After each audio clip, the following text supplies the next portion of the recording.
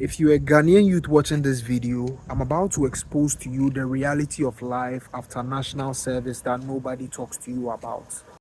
Now, before I even talk about that, I want you to know that it's my biggest wish that you be retained in whichever company that you are doing your national service in, because probably your survival or where you get your food money will depend on that.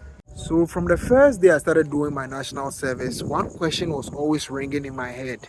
And that question was, am I going to be guaranteed retainment after this service ends?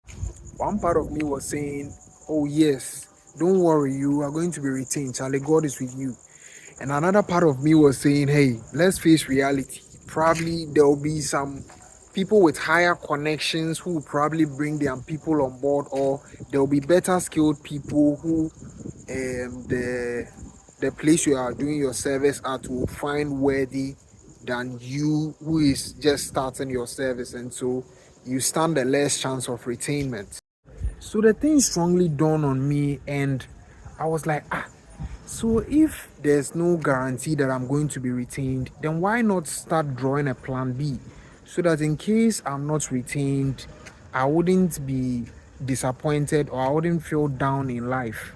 And so my plan B basically was about learning relevant skills that would at least help me to survive in case I'm not retained during my national service.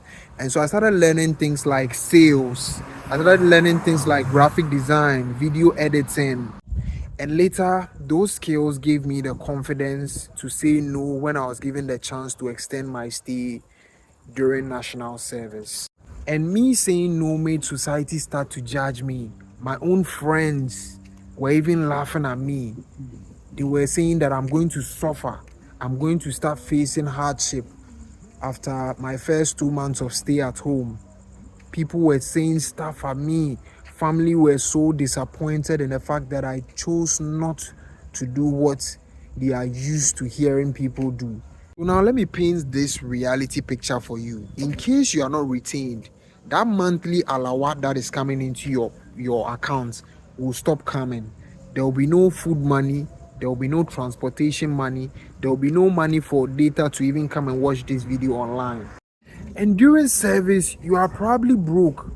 Talk less about you not getting retained in a job place and coming back home to be worse than broke, if there's any word to describe that.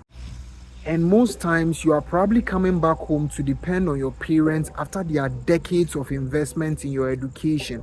And probably they might also be having their personal struggles, and you are coming to add your palaver to their palaver source after all these decades of investment. And so my little advice to you watching this video is that you should start drawing your plan B right now, just so that when your job doesn't retain you, you are not left disappointed, or you don't become a burden on your parents who have suffered all their lives to watch you climb your education ladder just so that you can come home and be another burden on them.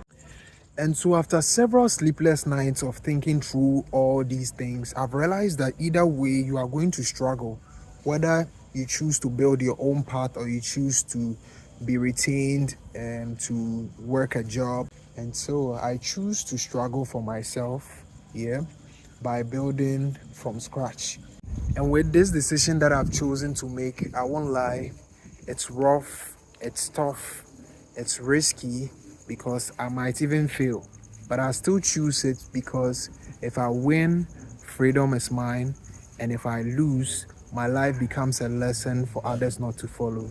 And that is exactly why I've decided to document my life journey from scratch, just so that any of us watching this video can come to this video years down the line, and when it makes sense finally, you realize that I was speaking from a place where most people couldn't relate with.